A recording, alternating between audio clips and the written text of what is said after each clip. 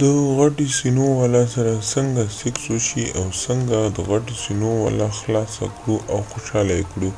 سلام ګران لیدونکو، هیله ده چې روغ جوړ او د صحت جامې او برتن وي. زه یو ځل بیا ستاسو په خدمت کې د یو نوي ویډیو سره حاضر یم. هیله ده چې د پام وړ مو ګرځېږي.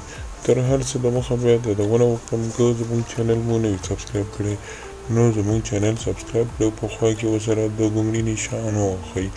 مننه. د غټې سینو والا میرمنې سره څنګه سیکس وشي؟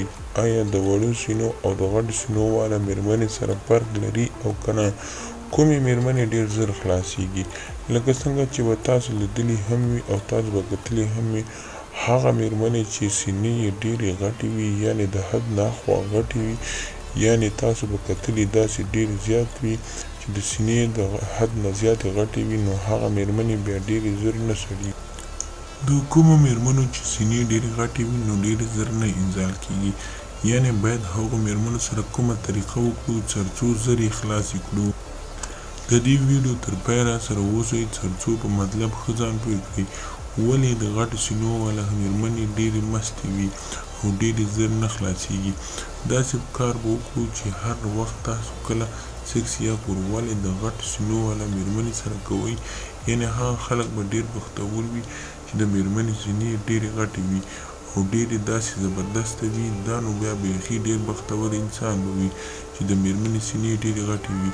بیا دې څخه ډېر زیات خوند هم اخیستل کېږي، هم میرمنه ترې خوند اخیستلی شي او هم سړی ترې خوند اخیستلی شي. د وړو سینو والا خو داسې وي لکه د بال په شانتې، که په لاس کې نیسي خو لاس نه تښتي او که په خوله کې نیسي نو خولې نه تښتي. نو باید د غټې میرمنې والا غټې سینو والا میرمنې سره څنګه سیکس وکړو؟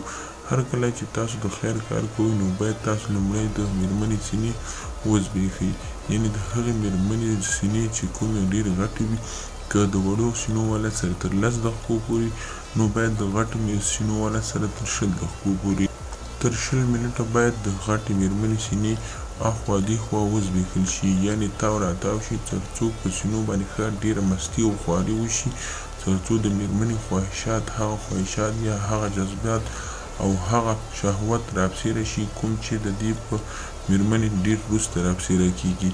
نو دغه طریقه تاسو کولی شئ چې میرمنې سره استعمال کړئ، یعنې هر وخت چې تاسو د غټې سینو والا میرمنې سره سیکس کوئ نو لومړی باید تاسو تر 20 منټه پورې د میرمنې سینې صرف وزبېښئ او په خوله کې ونیسئ.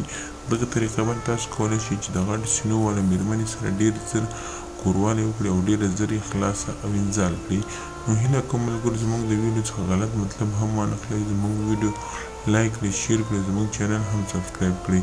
مننه.